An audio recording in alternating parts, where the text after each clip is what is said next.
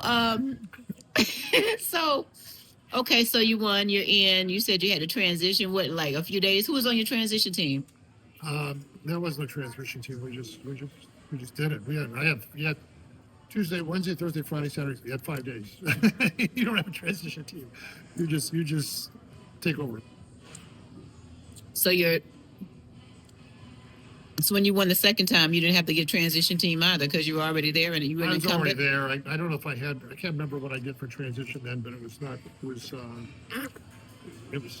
It was essentially let's keep it going. I remember after my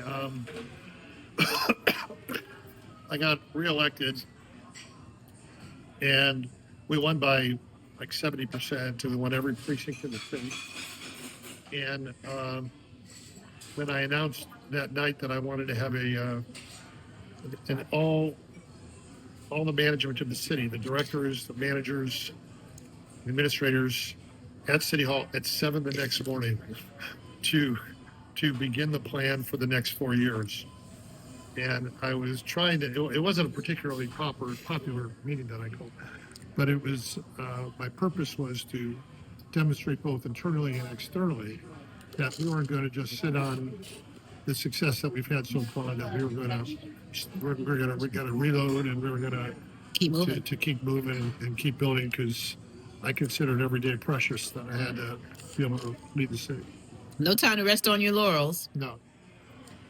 And then in your now, what was your goal with your first 4 years, and then what was your goal versus your goals for the second term?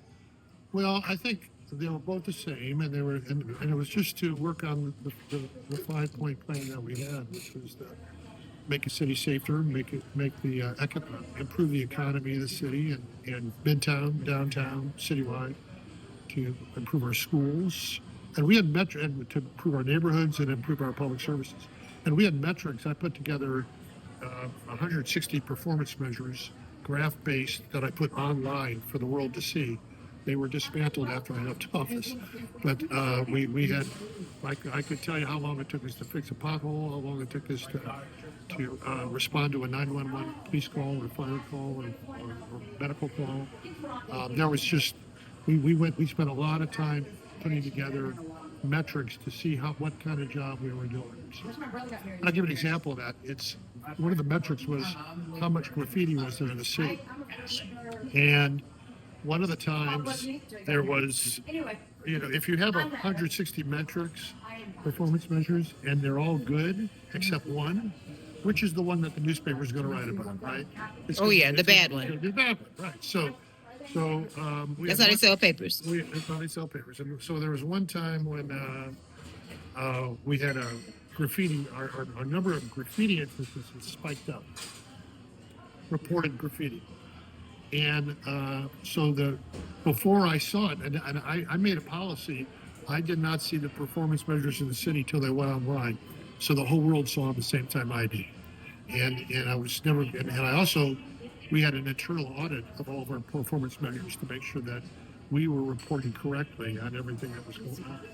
So one time we're going to have this spike. Well, the neighborhood leader, the head of the neighborhood department, saw this and knew that this was going to get reported. And so he called somebody from the police department and somebody from sanitation, and they put together a plan to go out, to take pictures of it, for the police department to start to see if it's a gang sign or something like that, if they can figure out who's doing it. And then the sanitation department paint it back over and make it nice again, so it didn't encourage people to continue to do it, and then move on to the other thing. So that by the time we reported it, the newspaper called and said, "Well, you got this spike in graffiti. What are you going to do about it?" We already have a plan in place, and so by the time that the newspaper saw it and they called me on it and asked, "Well, what about the graffiti?" My staff had already put a plan in place to respond to it. So without me even knowing that they had put the plan together. That's the way it's supposed to work. Is otherwise, because it's a big city. It's a very big, a lot of departments, dozens of departments, police department, fire department, parks, recreation, all sorts of stuff, budgets. And, you can't be on top of everything every moment. So you have to put in place mechanisms and people so that the city will be able to be operated. And I was very proud of the performance measures we had in place.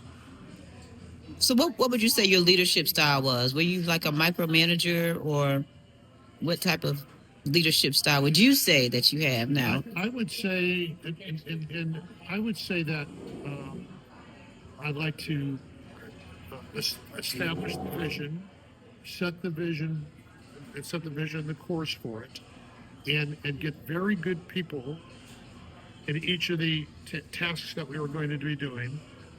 Help them put the plan together for how we were going to execute whatever it is we're trying to execute, and then I periodically get updates on how it was going. I would pay attention to details. And I think that, some people say, well, I'm a big picture guy. You know what? I think you don't pay attention to details, they're going to kill you. And so I did set the big vision. I set that, and I tried to make sure we had great people working. We had great people working at the City of Saint Pete. I should say that. Please make sure this winds up on the podcast, because we had great people working. I was very proud of all the leadership and all the employees. I did work days in the city. I would spend 4 hours with every department. So I actually was in a hole putting a backflow device in for the sewer department, in the installing pipes and sewage pipes and stuff like that. I was driving garbage trucks. Not they would let me drive it, but I was on the garbage truck, and I was whether it's the mayor's action line or the rec centers, the police department, right along the police, went around the fire department, so I could get to know both what was going on and the people, some of the people, and so they could see that the mayor cared enough about their department that he went and did that, and so we had, I can tell you the fact, because I know a lot of them, we had great employees throughout the city, and I was very proud of it. You had some great people on city council too, because if I can remember, we worked. I tried to work with city council as partners, so for instance, city councilor Jeff Dan was a city council member. He was interested in transportation, and so I'd sit down with him and our transportation guy and said, work with Jeff on it, and my employee, and I say, let me know what's going on, and don't go in a direction that I don't want to go. But I have no problem with the council working with in that.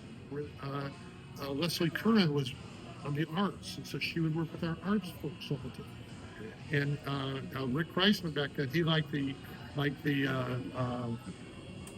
skateboard parks and stuff like that. So work with our parks folks and our recreation park. John Bryan loved the dog park, so work with John on the dog parks. And so I really consider, I always felt the city council members knew more about what the feelings of the community were than my staff did, because they had to go out and deal with all the politics of everything, run for office, and deal with the concerns in the neighborhoods and stuff. And so I would rather them work with me on all these projects, and I mean, the staff always knew to come back to me and make sure I knew what was going on. But I considered the council manager. I really did, and I always used to say nothing big happens in St. Pete unless the mayor wants to do it and the council majority want to do it. And so you ought to be partners, and that's what we tried to do. And we did. We had a great council, and I considered them my friends. So what are your thoughts on the I-175